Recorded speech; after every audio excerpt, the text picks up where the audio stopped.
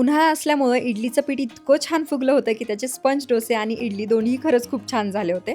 मग तोच नाश्ता केला आणि एका महत्त्वाच्या कामासाठी बाहेर पडलो. ते म्हणजे मनूसाठी आणि राघवसाठी आम्हाला स्कूल बघायची होती. ते झालं की लगेच आम्ही उसाचा रस प्यायला गेलो, कारण बाहेर ना भरपूर ऊन आहे. घराकडे जाता जाताच आम्हाला एक एक्झिबिशन दिसलं आणि तिथे मला काही प्लांटर्स बघायचे होते.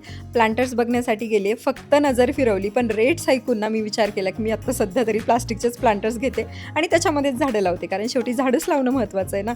नर्सरीमध्ये गेलो, तिथे फक्त रेंटेड प्लांट्स होते. म्हणजे एवढ्या उन्हामध्ये फिरून शेवटी काहीच उपयोग झालेला नाहीये. फक्त स्कूलचं काम आमचं तेवढं झालं होतं. संध्याकाळच्या वेळेला आले होते आमच्याकडे शरयू आणि अनिकेत आणि छोटा वरद सुद्धा, जो आमच्याकडे पहिल्यांदाच आलाय. मनू सुद्धा ह्या सगळ्यांना पहिल्यांदाच भेटतीये, पण ती ह्या दोघांमध्ये इतकी छान मिक्स झाली होती की असं वाटतच नाहीये हे पहिल्यांदा भेटतात म्हणून. आणि आमच्या दोघींच्या सिरियस गप्पा बघितल्यात. नेमका मी काय गप्पा मारत असू बरं? कमेंट बॉक्समध्ये नक्की कमेंट करून सांगा.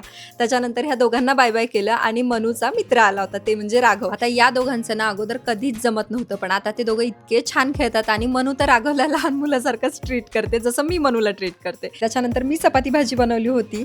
निवेदितानी पण मिसळ पाव आणलं होतं. सगळ्यांनी मिळून मस्त जेवण केलं, छान गप्पा मारल्या, मुलंही छान खेळली आणि असा छान होता आजचा दिवस. चला भेटू नेक्स्ट व्हिडिओमध्ये. बाय.